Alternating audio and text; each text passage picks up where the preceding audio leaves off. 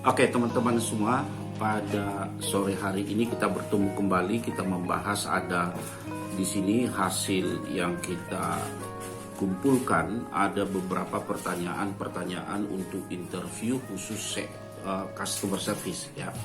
Jadi kita akan membahas itu sekarang. Kita akan mengangkat ada 10 pertanyaan yang menjadi pertimbangan kalian semua. Oke.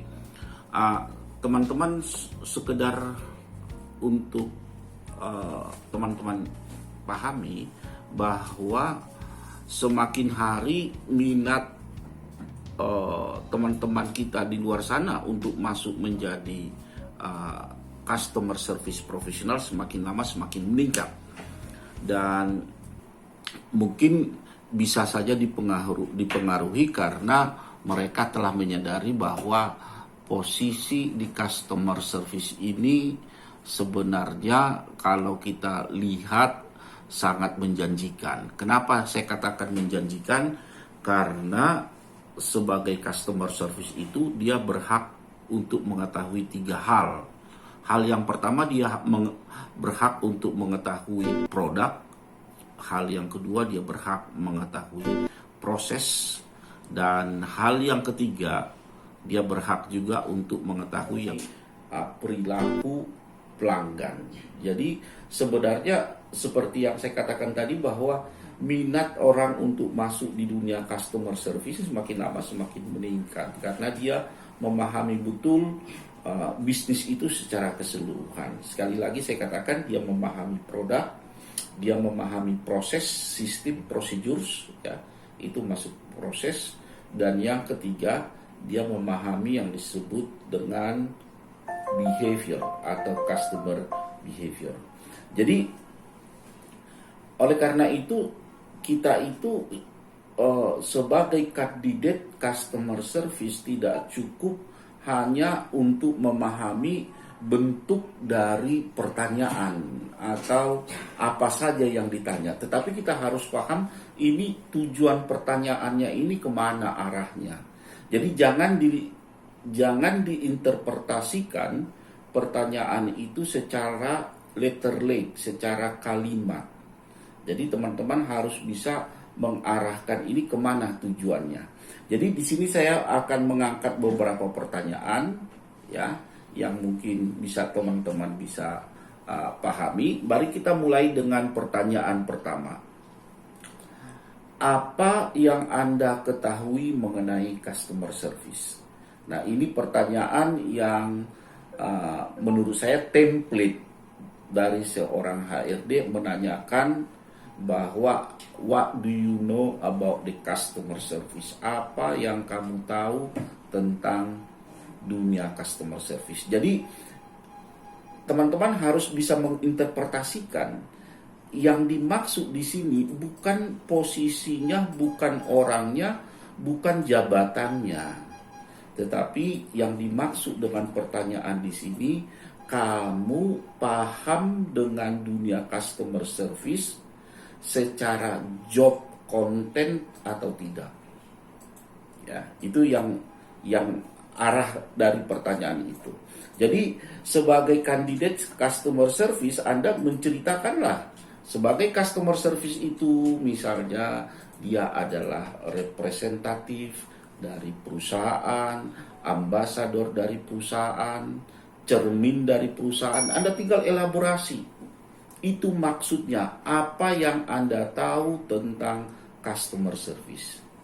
Ya. Jadi katakan 3 poin yang saya bilang tadi. Anda adalah ambasador, representatif, atau cermin, atau telinga, atau mulut perusahaan. Ya, Anda kenapa dikatakan mulut? Ya, karena dia menyampaikan. Ya, jadi cara kita menyampaikan sesuatu kepada pelanggan itu merupakan suatu representatif. Cara kamu mendengar, misalnya ketika pelanggan datang kamu lebih banyak ngomong, jadi secara tidak langsung kamu mewakili perusahaan yang tidak mau mendengar pelanggan.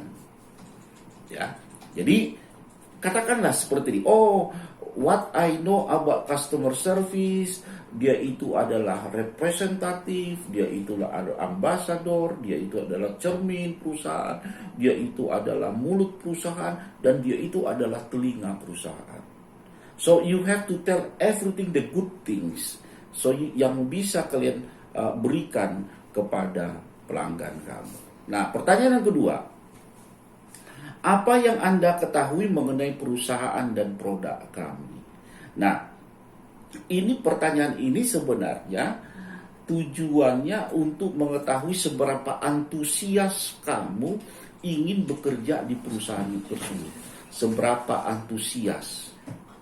Ya, jadi biasanya perekrut ingin mengetahui seberapa besar calon kandidat itu telah melakukan penelitian terlebih dahulu sebelum dia melamar di perusahaan kamu.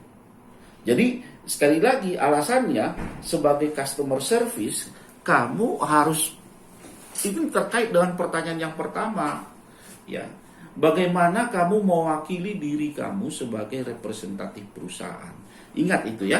Nah, yang ketiga, ini apa metode komunikasi yang bisa Anda gunakan? Nah, banyak orang, nah ini penting, sebagai customer service dia tidak cukup mengetahui komunikasi, tetapi dia juga harus tahu sebagai komunikator. Nah, itu dua hal yang berbeda. Ya, jadi metode komunikasi yang kamu gunakan, katakanlah saya menggunakan metode komunikasi yang sesuai dengan keinginan pelanggan, dengan latar belakang pelanggan, kultur, values, nilai yang dimiliki pelanggan. Karena pelanggan kita itu, kalau kita sebagai customer service tidak datang dari satu rumpun. Jadi dia itu datang dari berbagai rumpun. Oleh karena itu teman-teman sekalian, ya, jadi metode apa? Saya sesuaikan metodenya sesuai dengan latar belakang dari si pelanggan tersebut. Ingat, pelanggan kamu itu adalah tamu kamu. Jadi kamu harus bisa menyesuaikan metode komunikasi kamu sesuai dengan latar belakang dari pelanggan kamu. Sehingga pada saat kamu bisa menyesuaikan metode komunikasi kamu dengan latar belakang pelanggan kamu, nah si pelanggan itu akan merasa nyaman berbicara dengan kamu. Nah, ketika dia merasa nyaman berbicara dengan kamu, dia akan keluarin semua apa yang diinginkan. Nah, kamu sebagai customer service akan paham apa yang diinginkan atau yang diharapkan oleh si pelanggan. Oke, nah pertanyaan yang keempat yang sering ditanyakan adalah apa yang Anda lakukan saat tidak bisa memberikan solusi kepada pelanggan? Apa yang Anda lakukan ketika kamu tidak bisa memberikan solusi? Nah, di sini ketahuan nanti. Nah, seperti saya katakan tadi, kita ini adalah customer service yang profesional. Nah, sebagai customer service profesional, dia harus bisa menilai setiap satu pelanggan itu mahal sama dia. Nah, apa yang kamu lakukan? Jangan katakan, ya kalau saya tidak bisa berikan solusi, ya udah, saya biarin aja. Anda nggak dapat poinnya. Alangkah baiknya, ya, ketika Anda tidak bisa memberikan solusi kepada pelanggan kamu, berbicaralah kepada rekan kamu satu level dengan kamu sebelum kamu mengeskalasikan kepada atasan kamu. Ya, itu diingat ya teman-teman ya. Nah, pertanyaan kelima. Di pertanyaan kelima, apa masalah terberat yang Anda alami selama menjadi customer service? Nah, ini hati-hati ya. Makanya dari awal saya bilang ketika kamu menginterpretasikan pertanyaan itu jangan diterjemahkan letter-letter secara kata per kata. Tetapi kamu lihatlah itu secara holistik pertanyaan itu. Apa maknanya? Coba kita lihat pertanyaannya. Apa masalah yang terberat yang Anda alami selama menjadi customer service? Ya, Jadi alangkah baiknya Anda mengatakan selama saya bekerja sebagai customer service, masalah yang saya hadapi itu tidak pernah memberatkan saya. Karena saya melamar sebagai customer service karena sesuai dengan jiwa dan pengabdian saya kepada perusahaan. Mungkin itu yang kalian katakan. Jadi jangan kalian katakan, ada Pak ketika pelanggan itu komplain berlebihan, ya itu masalah yang paling berat. Jangan, ya sekali lagi, don't ever bring the problem itu menjadi masalah pribadi. Ya, jadi kalian harus bisa menyesuaikan itu ya teman-teman ya. Jadi harus bisa menyesuaikan itu. Nah, kita lihat ya pertanyaan ke-6. Ceritakan bagaimana cara menangani pelanggan yang tidak senang dengan produk. Ya. Jadi di sini untuk mengetahui apakah Anda mempunyai kepribadian kuat ya ketika kamu berhadapan dengan seorang pelanggan atau seorang pribadian yang letoy. Tahu letoy? Yang begitu ada masalah langsung loyo. Ya. Nah, ceritakan bagaimana cara menangani pelanggan yang tidak senang dengan produk. Ini kasih tahu jawaban kepada kalian. Nah, ketika pelanggan kamu tidak cocok mendengar produk yang kamu jelaskan, sekali lagi, mungkin bukan tidak suka dengan produknya, cara kamu berkomunikasi itu yang terpenting. Nah, ketika saya menjadi tenaga penjual, ketika saya menawarkan satu produk kepada pelanggan, saya tidak pernah berfokus kepada apa yang saya akan utarakan kepada pelanggan, tetapi saya selalu berfokus kepada bagaimana body language si pelanggan saya ketika saya menjelaskan suatu produk. Jadi kalau misalnya saya menawarkan satu produk kepada pelanggan, kemudian pelanggan itu melipat-lipat kertas atau brosur atau poster whatever, ya artinya apa? Dia tidak tertarik. So, apa yang saya lakukan? Saya merubah cara atau pola komunikasi saya. Ya, jadi apa yang kita lakukan ketika tidak senang, oke, kita rubah pola komunikasi kita. Ya, kadang-kadang sebenarnya pelanggan itu there is no problem, tidak ada masalah dengan apa? Dengan produk, tetapi masalahnya itu adalah cara kamu berkomunikasi dengan pelanggan. Itu bisa menjadi masalah. Oke, yang ketujuh. Yang ketujuh itu ada pertanyaan yang disebut di sini, bersediakah Anda memperkenalkan produk atau perusahaan kami kepada orang lain? Nah, jenis pertanyaan ini sebenarnya merupakan grading atau Likert yang digunakan oleh tim HRD. Bersediakah kamu? Iya atau tidak?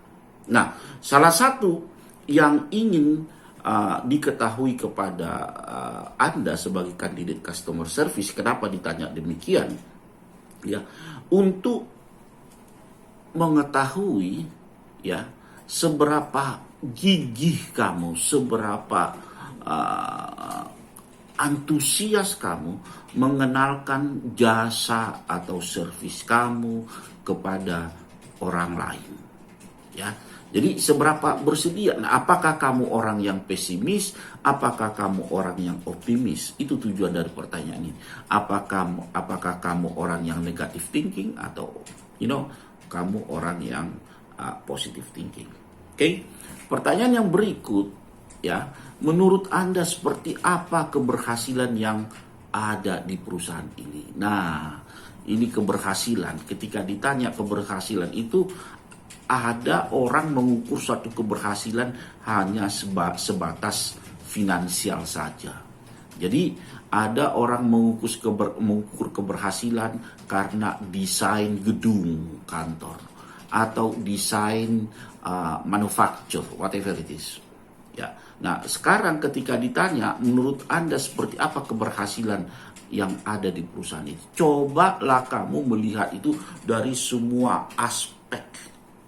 Dari pangsa pasarnya, dari brandnya, dari customernya, ya, dari segi ekonominya, dari social responsibility-nya. Nah, coba kamu lihat itu dari semua aspek. Oleh karena itu teman-teman, makanya dari awal saya selalu mengatakan, ketika kamu dipanggil untuk interview, dilarang, tidak boleh sama sekali membawa badan doang, tetapi kamu harus melakukan persiapan.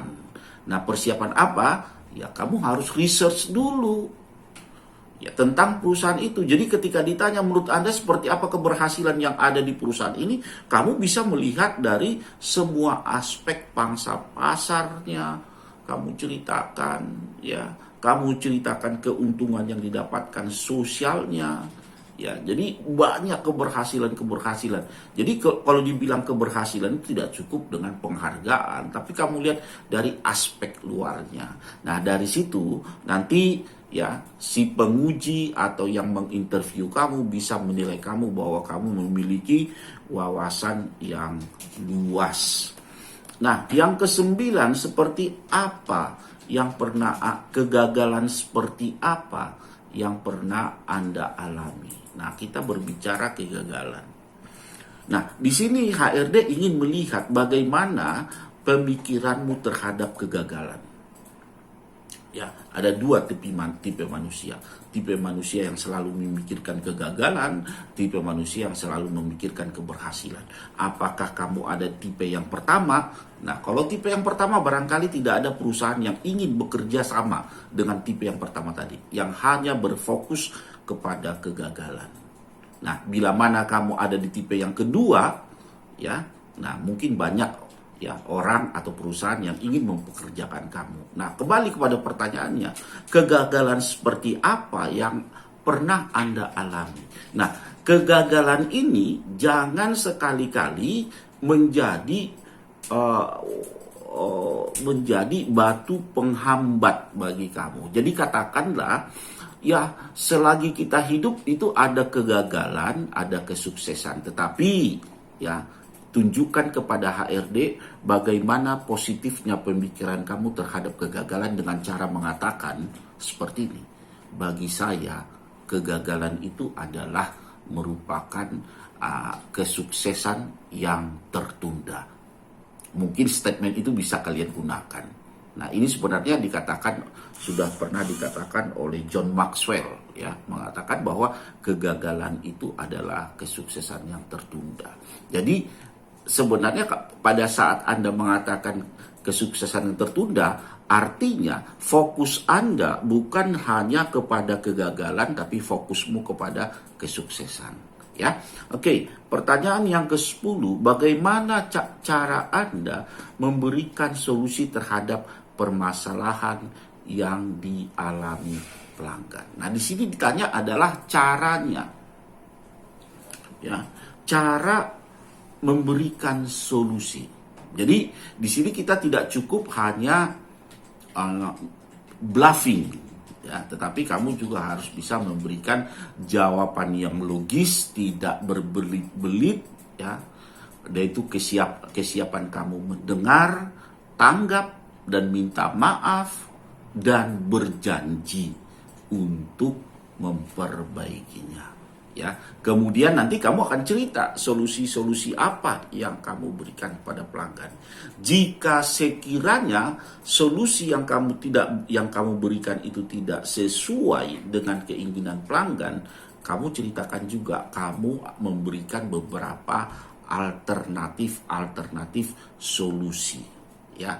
Nah, teman-teman sekalian, inilah 10 pertanyaan yang barangkali bisa membantu teman-teman untuk mempersiapkan diri kalian ketika menghadapi interview.